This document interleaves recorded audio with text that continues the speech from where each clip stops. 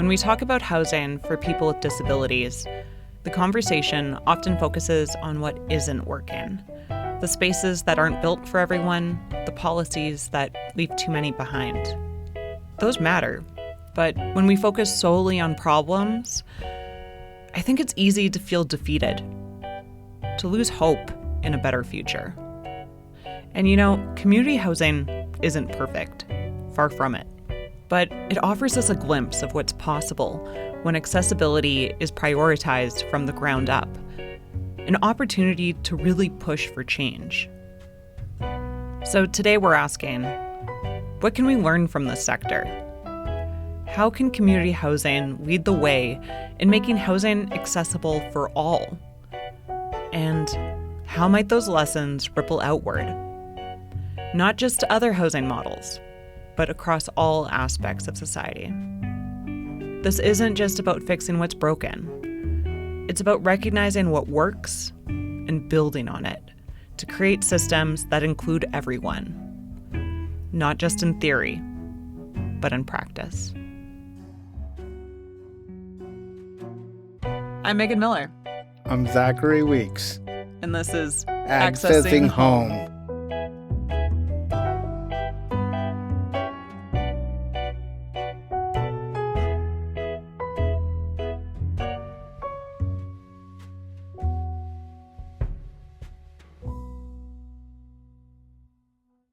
Have you ever heard of Lady Gaga? Did you know that she has fibromyalgia? I did not know. Oh. Well, she made a documentary called 5'10", and when they released that documentary, it was literally months of me being on AISH application steps, and that's when I found out that other people do have it, because most of the time, 9 out of 10 times, people with fibromyalgia are mainly women. This is Yael Neville, but she goes by Jo. Because a lot of people can't pronounce that name.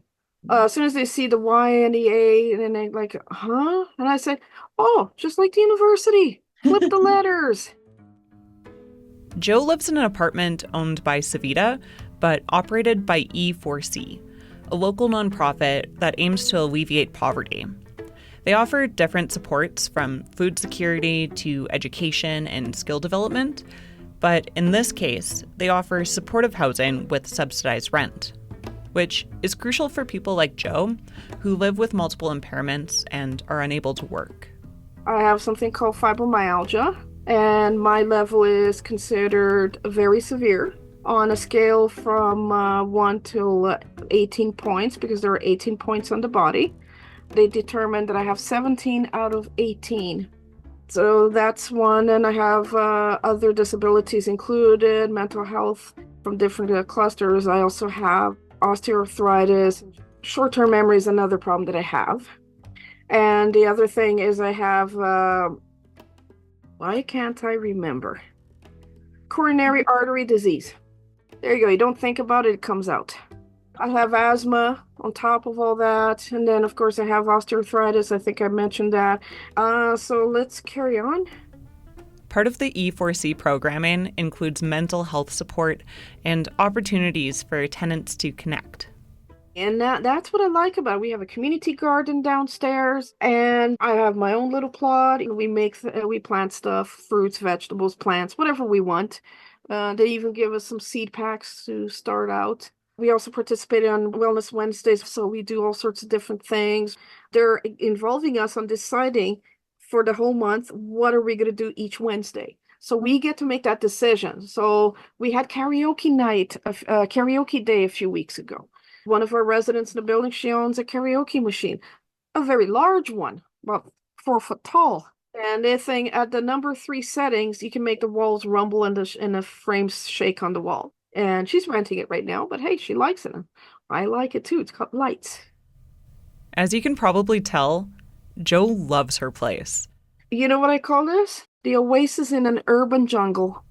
And a big part of that comes from tenant involvement, even in housing management. Jo serves on Savita's Tenant Advisory Committee, or TAC for short, which helps bridge communication between tenants and the housing provider. Part of our team is formed from people from Savita, the different departments, and then we have guest people coming in telling us about what the new things they're doing, and they're getting feedback from us. There's only like a small number of us that are actual tenants, and so I, of course, do it for Macaulay, but I also do it for my miniature version of a constituency. So when there's something that comes up, I'll bring it up. We're not there to complain or bitch about things that happen or other people. That's not our mandate. Our mandate is to help find out solutions or talk about a problem, see if our group come up with ideas, or maybe Savita themselves can come up with an idea. But see, if nobody tells them that there's a problem, they don't know about it. Because yeah, it's one thing talking up, complaining about it, but okay, so what can we do about it? What do you suggest? What do you offer? They're listening. And that's what makes the difference between a regular landlord and Savita. I've never seen landlords to do that. And I've been through how many apartment buildings throughout my life.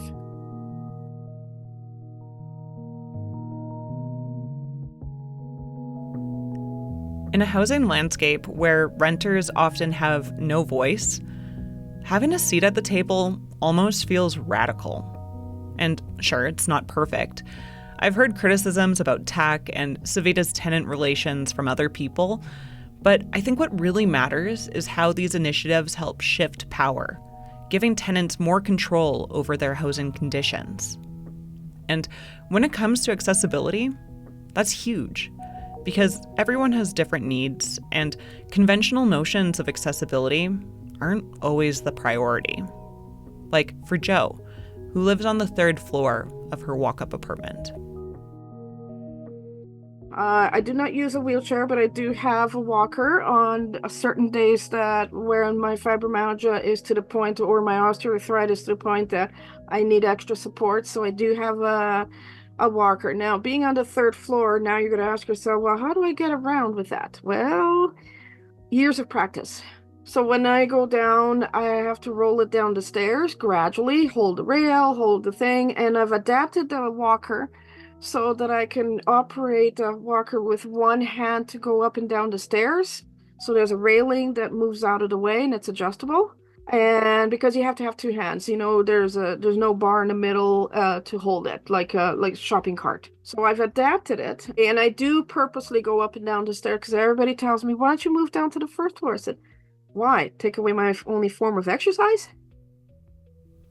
Jo's approach of adapting her mobility devices, finding workarounds, and still choosing the 3rd floor isn't just resourcefulness.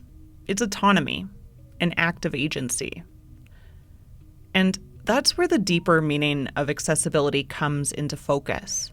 Because it's not always about having the most streamlined or functional adaptation, physical solutions. Rather, it's about ensuring that people have the freedom to live on their own terms. That's what disability advocates call the dignity of risk. The right to make decisions that might have negative consequences, just like anyone else. Because too often, disabled people are denied this in the name of safety or efficiency or whatever. But risk is a part of life. And Jo reminds us that embracing risk can lead to a richer, fuller life, even if it's not always easy. Pain takes a lot of energy and you get fatigued longer and more intense. So despite all the things, there are physiotherapy for it, but it costs money. There are a lot of stuff that you could do for free. It alleviates temporarily, but not so much. And the more physical exercise you do, eventually, yes, you do it on a regular basis so your body can endure it, but it reaches a level very quickly. So because I'm feeling all these sensations that I'm being bombarded with. It's the other way I could describe it is you're in a room, you got 10 amplifiers to 10 different stereos, okay? And each one is on a different station and very loud. And the buttons are ripped off. So you can't turn them down. You can't unplug them, but they're all coming at you all at once. You feel it, you hear it, and you can't get away from it. Despite this, home is where Jo feels in control. And she chose to live in this particular housing because of that. She gets to make decisions about what's worth the struggle and what's not. But not gonna lie, that kind of choice isn't guaranteed in community housing. With demand far exceeding supply, many people wait years just to be assigned a place, let alone one that truly meets their needs. And that's kind of the paradox. Community housing is meant to empower, but because it's underfunded and treated like a last resort, it can end up limiting people's choice, and with that, their agency.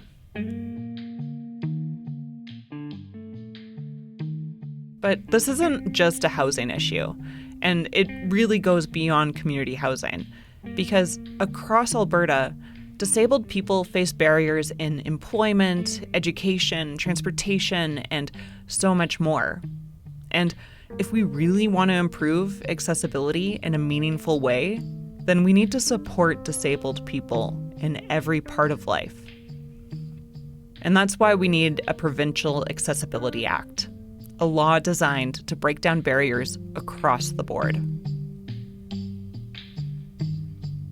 Alberta is one of 2 provinces in Canada without an Accessibility Act. That means there are no clear, enforceable standards to protect the rights of people with disabilities. And yes, Alberta does have a Human Rights Act, which deals with discrimination after it happens. But what we need are basic, proactive standards that stop barriers to accessibility from existing in the first place. Luckily, disability advocates have been pushing hard for that.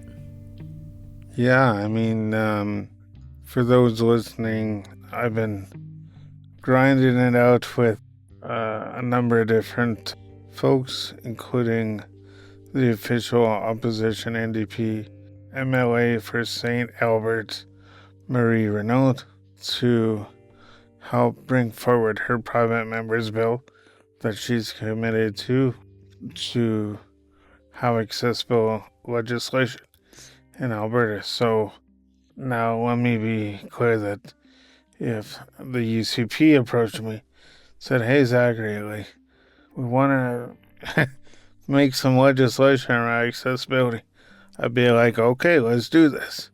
Right? So this should not be a partisan issue, so we're working to get that off the ground. And one of the misconceptions or learnings that we've come across is the general public sort of views accessible legislation as just being the physical environment, right? Which it is not. If passed, if this becomes law, it would go beyond the building code, so to speak, into, programs and services, communication and information sharing.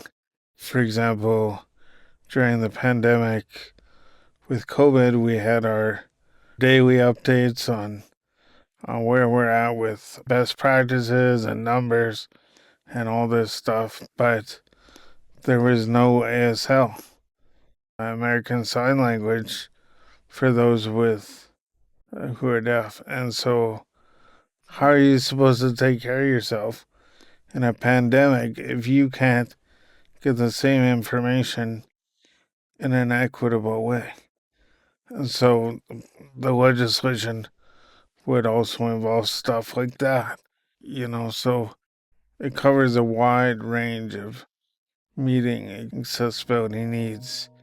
So I'm excited to see where we can go with this. Hopefully the governments look within themselves to realize that this is a good thing, a needed thing, a human right thing, and get this thing passed.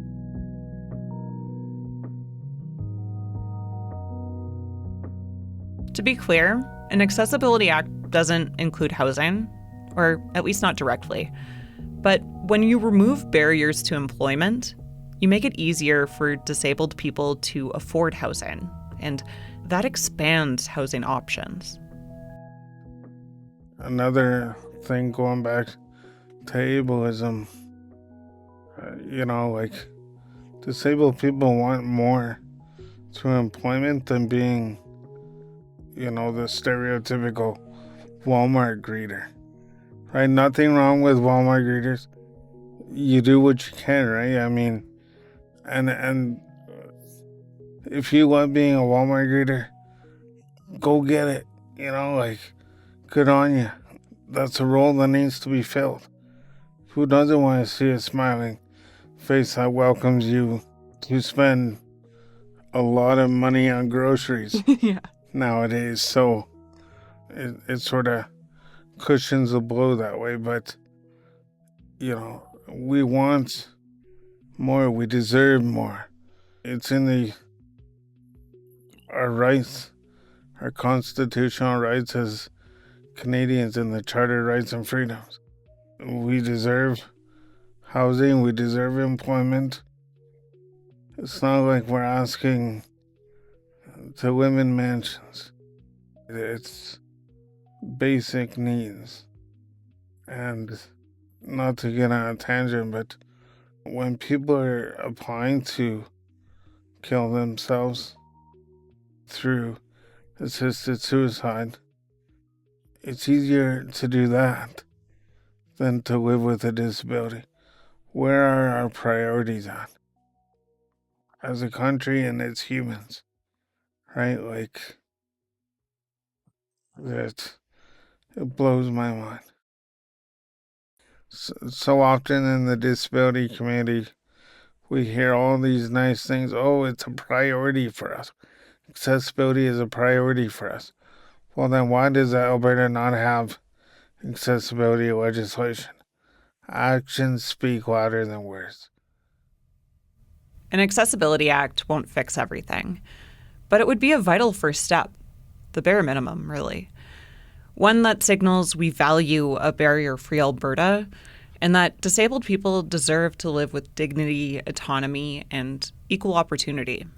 Because even that baseline feels out of reach for too many, especially when it comes to housing that they can afford and fits their needs. For sure. And I mean, to jump onto that, we don't even have the options of the housing before we consider affordability. Like, how can we afford something that doesn't exist? Exactly. So, Yeah. You're paying for something that you can't even use safely more often than not. Even if it's affordable, it's not feasible from a living standpoint. You're not able to get into your washroom without getting out of your mobility device and crawling yourself across the floor and hoisting yourself up on the toilet that doesn't have grab bars because you can't install grab bars. But yeah, it's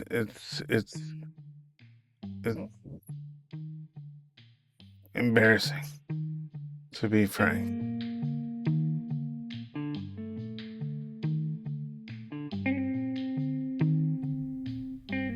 As we've been saying throughout this series, finding accessible housing in Edmonton is extremely difficult, and it's basically non-existent outside the community housing sector. Well, I think that speaks to the need for stronger building codes and better incentives in market housing. That still doesn't solve the affordability problem. So that means disabled people are left dependent on an overstretched, underfunded community housing sector, one that still has limited accessible options. And yeah, it might feel like we've come full circle without offering a tidy solution. Maybe that's the point. There is no silver bullet for the housing crisis. Not when it comes to affordability, not when it comes to accessibility. And yet, Community housing, although not perfect, shows us what's possible and offers us a blueprint for how we can build places where people feel like they belong.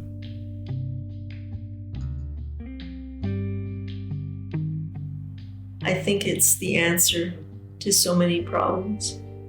Because, people come in here for housing, but then they get involved with other people. This is Karan Smith. You might remember her from episode 1. She lives in Art Space Co-op and uses a power wheelchair to get around. For probably the first 20 years I lived here, I taught painting and art type classes for the kids. I have training in that, so nobody thinks anything about my wheelchair when I'm teaching. It's just what I do.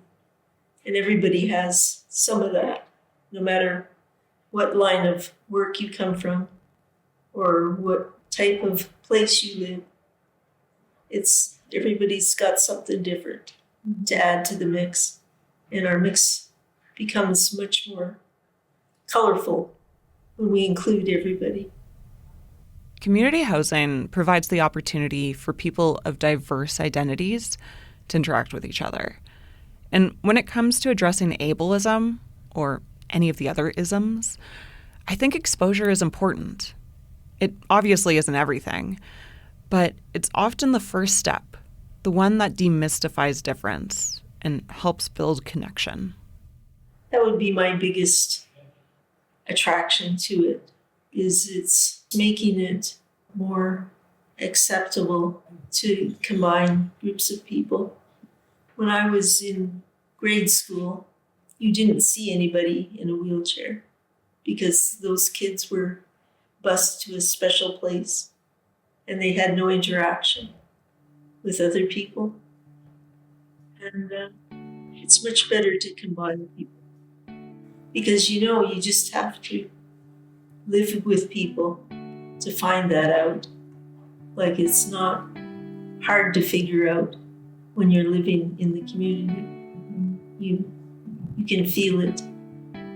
The tolerance goes up because you realize you're just like everybody else. This, right here, is what community housing can do so well. It can bridge divides and create inclusion, which is what accessibility is really about. And when done right, community housing is one of the few housing models built to support that kind of equity, which is why we need more.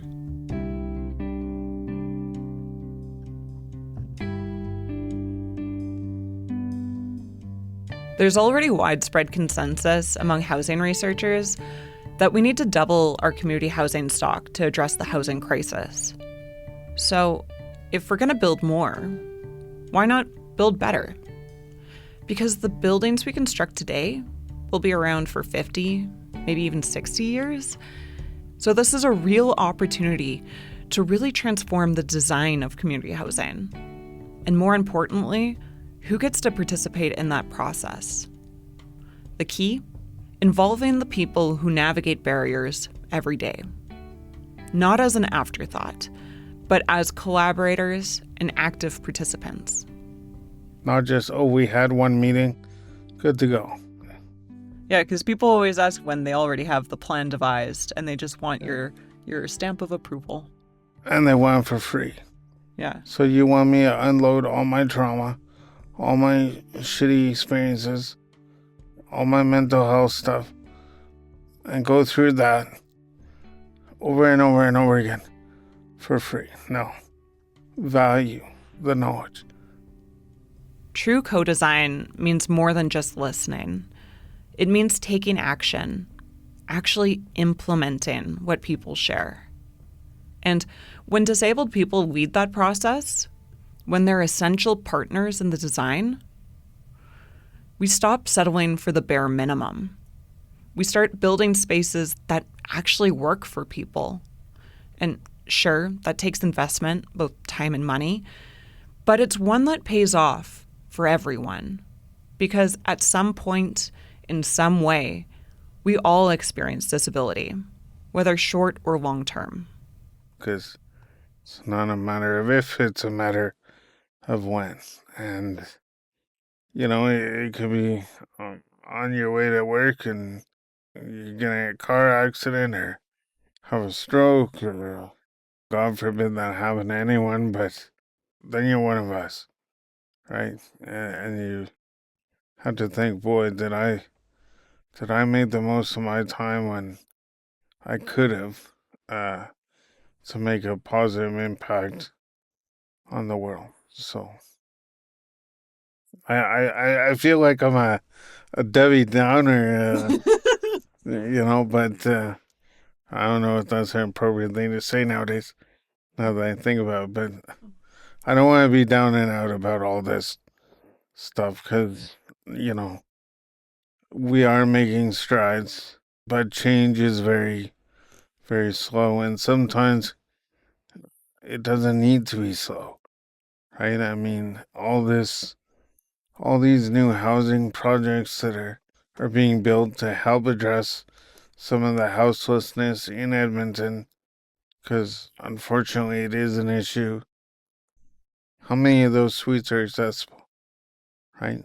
And then we want to get into another conversation. How many houseless shelters are accessible in Edmonton? Do you know?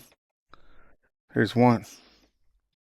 Which is also wild when you consider like the number of people who have like Disability. or just like impairments of some kind, Yeah, among other things, frostbite, amputation, diabetes, because they're not eating right or at all. There's an intersection there of people that are houseless that have disabilities.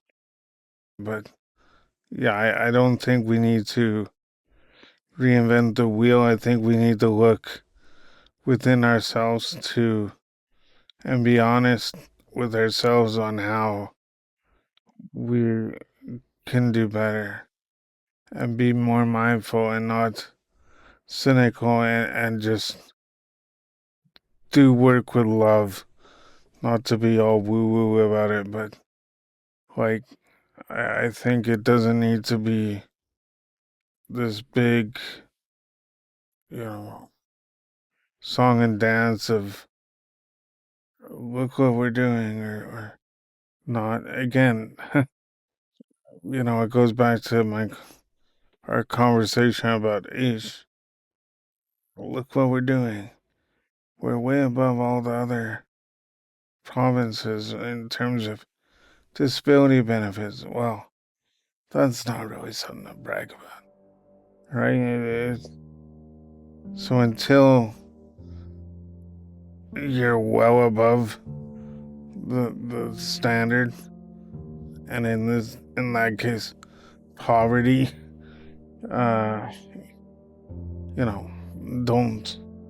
don't be flogging something that is more of a so what or a are you really sure that we're meeting the mark on that?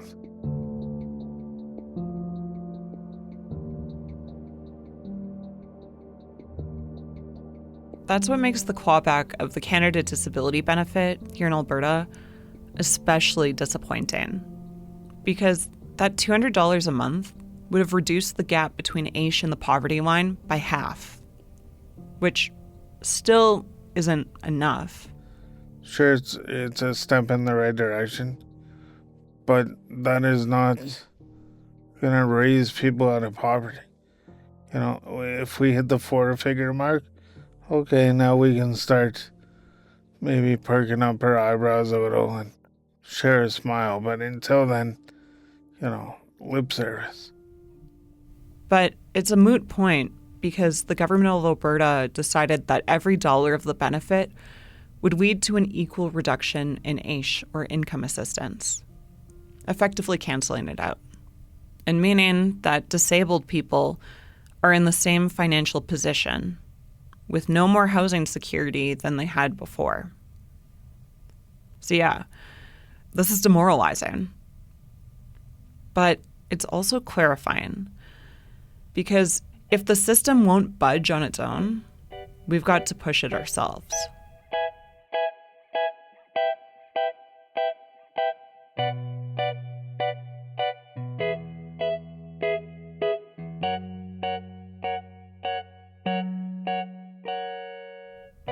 This is where community comes in.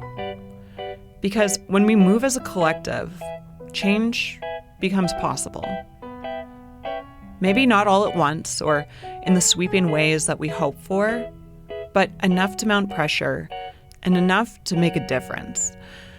And even though the province probably won't reverse the clawback, even though they should, that doesn't mean this is over. Because we can still push for an inclusive future with an Alberta Accessibility Act.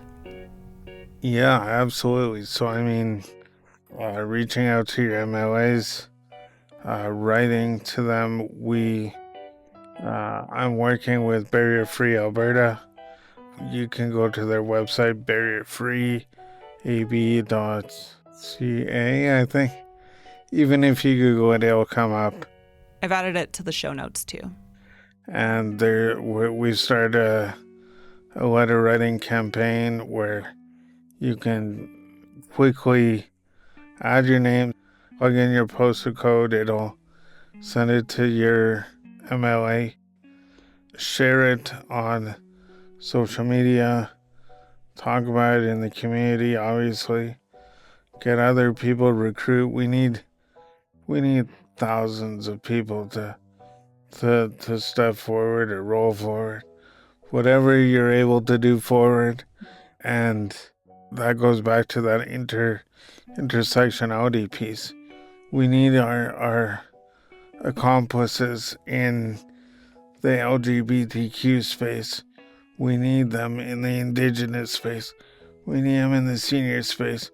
We need them in the able-bodied space to get behind this, lend their voice, their support, their open-mindedness and love to get it going. So, if we want an inclusive future, we've got to come together.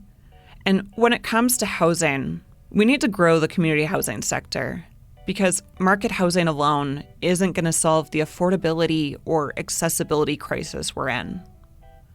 And while we can call on the City of Edmonton to do things, this is really a provincial and federal responsibility. They have the power to invest in and strengthen community housing, not just by increasing the supply, but also by making sure that it's truly affordable, that accessibility is prioritized, and that existing homes are maintained and safe. So if this matters to you, talk to your MLA, talk to your MP. Let them know that we need accessible and affordable housing, that community housing needs real investment. Because accessing home means more than just shelter. It means independence and the freedom to live your life the way you want.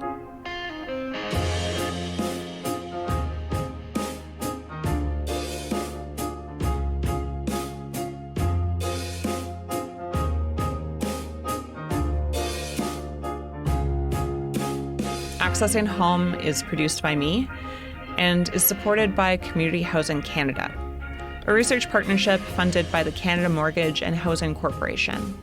My research is also supported by the Social Sciences and Humanities Research Council and the Royal Canadian Geographical Society. Music in the series is from Blue Dot Sessions, a repository of free music for podcasters, and this song, Hard Living, is by John Bartman from the freemusicarchive.org. A big thank you to Yael Neville, aka Joe, and Karan Smith for speaking with me, Amanda Chwelos for the gift of the podcast logo, CJSR 88.5 FM for letting me use their studio, and a huge thank you to Zachary Weeks for lending his knowledge, humor, and heart to the series. It wouldn't have been possible without you, buddy. I'm Meagan Miller. I'm Zachary Weeks. Thank you for listening.